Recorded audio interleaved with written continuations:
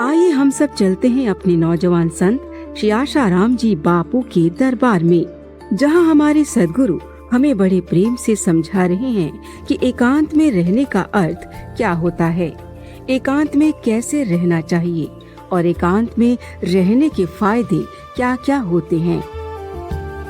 बड़ी ही सहजता से बापूजी ने हमें अपनी साधना को और भी तीव्र गति से बढ़ाने के लिए कुछ आसन और नुस्खे भी यहाँ बताए हैं। शरीर का मोटापन होने से आदमी पहलवान नहीं होता, लेकिन आत्मनिर्भर होता है, मनोबल बढ़ता है, तब आदमी बलवान होता है।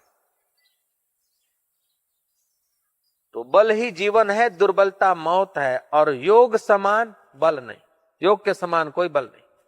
इसलिए योग का अभ्यास करना चाहिए। लेकिन योग अभ्यास एकांत शब्द का इतना विकृत प्रचार हो गया कि एकांत माना गिरी गुफा जंगलों में बयापानों में जाओ। नहीं नहीं, एक में ही तमाम वृत्तियों का अंत होता हो ऐसे वातावरण में बैठ जाओ। चाहे घर का कमरा हो, दूसरे व्यक्तियों से विशेष से मिलना जुलना न होता हो। ये महाराज मैं घर के कमरे में ही रहा, मैंने वेकेशन तो महाराज 15 दिन का वेकेशन अपने बंगले में ही निकाला, लेकिन कोई फायदा नहीं हुआ। अरे 15 दिन तुम अपने बंगले में रहे, अकेले रहे कि? हाँ बापू।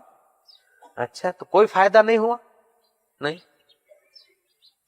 प्रसन्नता तंदुरुस्ती આમ થોડું તો ઠીક લાગે છે, પણ કોઈ અનુભવ ના થયો। શું કરતા હતા? બીજું તો કઈ નહીં, સવારે છાપું વાંચતો હતો અને સાંજે ટીવી નો પ્રોગ્રામ જોતો હતો। तुम अकेले नहीं हो, तुम तो पूरे संसार के बीच आ गए।